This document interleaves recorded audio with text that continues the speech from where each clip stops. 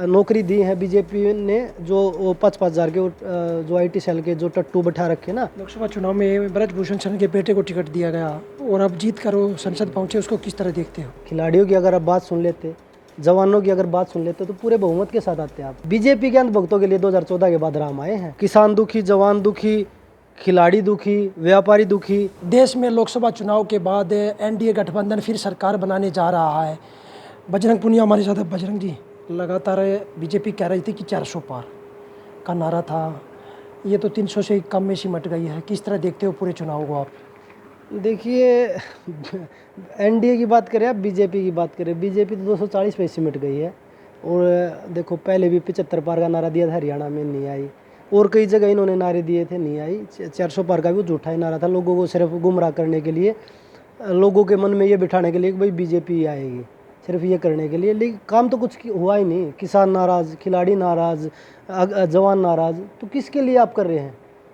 सारा मतलब कुछ काम तो आप करते ही नहीं, सिर्फ मुद्दे हिंदू मुस्लिम, मंदिर मस्जिद, इस पे चुनाव आप लड़ रहे हैं। आपका मंगलसूत्र चला जाएगा, किसका मंगलसूत्र चला गया और किसकी मंगलसूत्र की आप रक्षा करोगे? मतलब ये शब्द सुन के हमें, मतलब एज ए नागरिक हमें तो अच्छा लगा नहीं कि भाई लेकिन उन्होंने वो नौकरी दी है बीजेपी ने, जो वो 5,000 के जो IT सेल के जो टट्टू बैठा रखे ना, जो लोगों का नाम शनाप बोलने के लिए, जो अभी कंगना रनावत जी के उसमें बोल रहे हैं, समर्थन में बोल रहे हैं। जब वो बेटियां बैठी थी प्रोटेस्ट पे, खिलाड़ी, जब वो देश की बेटियां नहीं थी। जब किसान आंदोलन में हमारी माताएं बहनें बैठी थी, वो देश की बेटियां नहीं थी, तब भी उनके खिलाफ आप अनाप शनाप बोल रहे थे। आप ज्ञान का भंडार बांटने के लिए आप आगे हैं। लोकसभा चुनाव में ब्रजभूषण शरण के बेटे को टिकट दिया गया और अब जीत कर वो संसद पहुंचे, उसको किस तरह देखते हो? एक ब्रजभूषण के लड़के को एक टिकट नहीं देते तो क्या पता शायद आप पूरे बहुमत से आते। खिलाड़ियों की अगर आप बात सुन लेते, जवानों की अगर बात सुन लेते तो पूरे बहुमत के साथ आते आप। किसान 13 महीने पहले बैठ के अभी भी बैठे हैं। 100 किसान के लगभग अब शहादत हो गई हैं, शहीद हो गए हैं। 750 किसान हमारे यहाँ शहीद हुए थे। तो अगर आप ये सारे मुद्दे अगर ठीक समय पे आप मान लेते तो शायद आप पूरे बहुमत के साथ आते।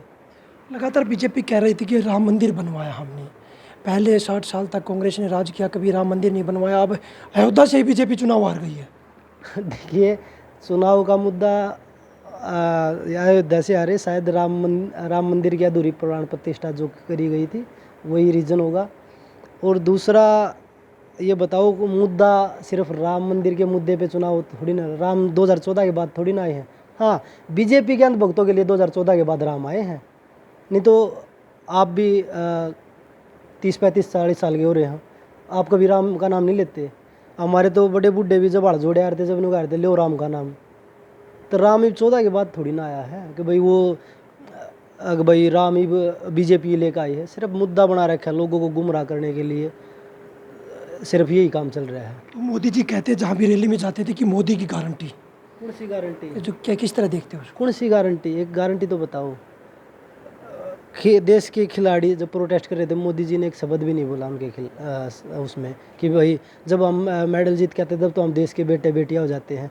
जब हमें खालिस्तान नहीं बोला गया, जाट नॉन जाट भी किया गया, हरियाणा यूपी भी किया गया। मतलब भाई विपक्ष के बिठाए हुए हैं, इनका बाहर से फंडिंग आ रहा है, खालिस्तान से हमें जोड़ा गया, देशद्रोही हमें बोला गया।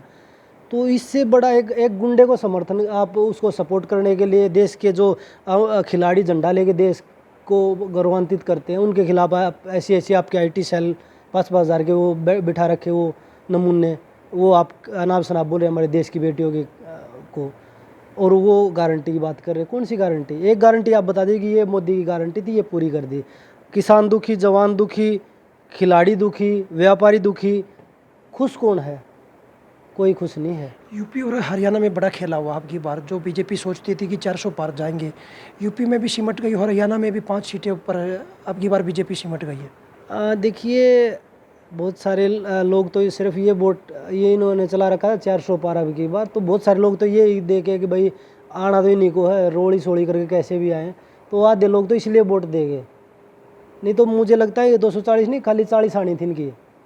लेकिन जो इन्होंने मुद्दे बना रखे हैं हमारे देश में, मतलब लोग भावुक भी ज़्यादा हैं कि भाई राम मंदिर बना दिया, उसके ऊपर भी वोट कर दिया। बहुत सारे लोगों ने कि भाई राम मंदिर 500 साल पुराना ये मुद्दा चल रहा है, तो उसके वजह से भी लोगों ने वोट किया। लेकिन राम, मैं उन लोगों को यही बोलूँगा कि राम अभी 2014 के बाद नहीं आए, राम हमारे पहले से थे। और जो लड़ाई, जितना हमने सुना है राम मंदिर के बारे में, ये बताया गया है कि उसमें जो अभी जो पॉलिटिक्स में से कोई भी है उसका तो कोई योगदान ही नहीं है, उन लोगों का। तो पहले लोग जो लड़ाई लड़के गए उनका योगदान है।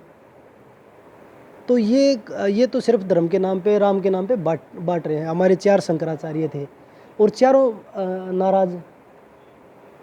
कौन से आप मंदिर की प्राण प्रतिष्ठा कर रहे हैं? जब हमारे शंकराचार्य प्राण प्रतिष्ठा करेंगे तो अच्छा हमारे हिंदू धर्म के लिए।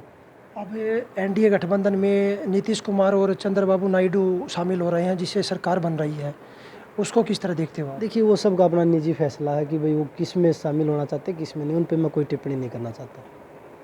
देखिए, हमारे साथ बजरंग पुनिया थे, उनका कहना है कि सरकार से किसान नाराज़ थे, पहलवान नाराज़ थे, वो तो वहीं व्यापारी नाराज़ थे।